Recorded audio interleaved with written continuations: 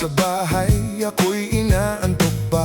Napuyat ng magbabad sa horror na palabas. Si nanay, si tatay, sumisigaw sa baba.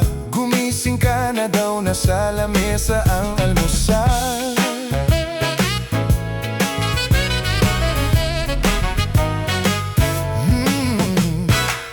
Sa classroom, si teacher, ako'y inaasar pa. Nagtatanong kung ako'y naligo daw kanina. Bigla kong nalamig, buhok ko ay tumirik. Puno ng galit at pait nang ako'y mamilipit. Namula ang mata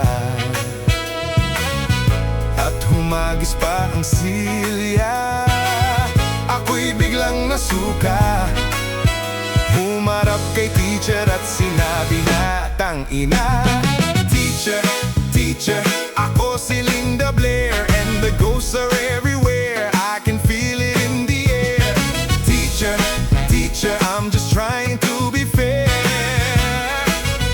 Wag ka nang mag-worry,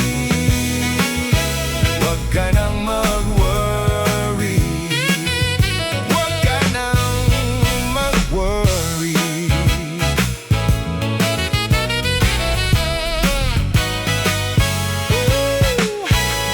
Gumapang sumampa sa table niyang marumi. Habang nagko-convulsyon, nagbiglang nakangisi. Ako ay dumura ng plema sa mukha niya. Si teacher ay nasindak, pumapatak ang luha.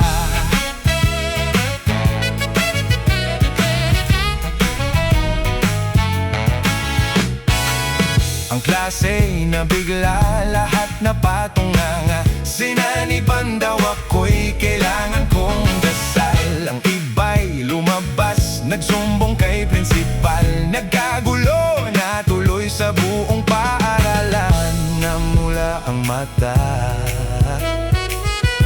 at humagis pa ang silya. Ako'y biglang nasuka. Humarap kay teacher at sinabi na, "Tangina,